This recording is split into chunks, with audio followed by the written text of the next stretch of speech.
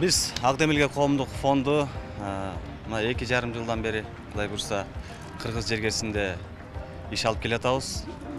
Биздин фонддун максаттарынын бири бул кайрымдуулук. Негизи жалпысынан Кыргызстан боюнча быйылкы жылга 1180 үй-бүлөгө азык-түлүк таратуу акциябыз бар эле. Бул акциянын атын биз Рамазан баштыкчасы деп атаганбыз. Буга чейин Таласта, Бишкекте, Көлдө, Ысык көлдө ошондой эле кечээ мындай экстренный случай болуп калды. Баткенге жөнөттүк. Бүгүн ушул Ош жергесинде 200 үй-бүлөгө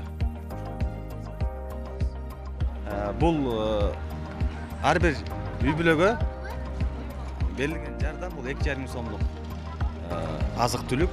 Мына бүгүн Кудай буйрса Ошто ушул 200 үй-бүлөгө ушул Рамазан баштыкчасы акциясын аман эсен жакшы өткөзүп алдык.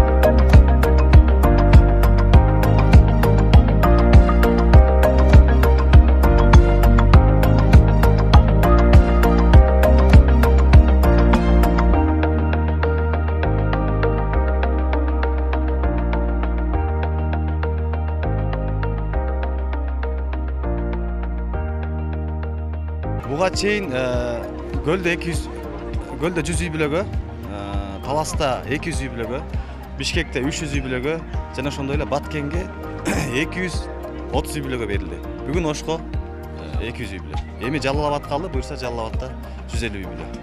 Бул аз камсыз болгон үй-бүлөлөргө негизинен ошол биз жергиликтүү биздин фонддун ар бир областта мүчөлөрү бар. Ошолор жергиликтүү баягы айыл өкмөттөрү менен соц управлениялар менен иштейт. Ошолордун берген тизмеси менен биз таратып атабыз. Şu anda Oş'dayız. Oş bölgesinde 170 tane kumanya paketi dağıttık. Kırgızistan'da toplam 1200 tane kumanya paketi dağıtacağız. Kırgız halkı çok güzeldir. Bizleri çok güzel ağırladı. Teşekkürler ediyoruz. Her şey için teşekkürler. İnşallah ileri zamanda daha güçlü birlik ve beraberlik içerisinde devam etme umutlarımla.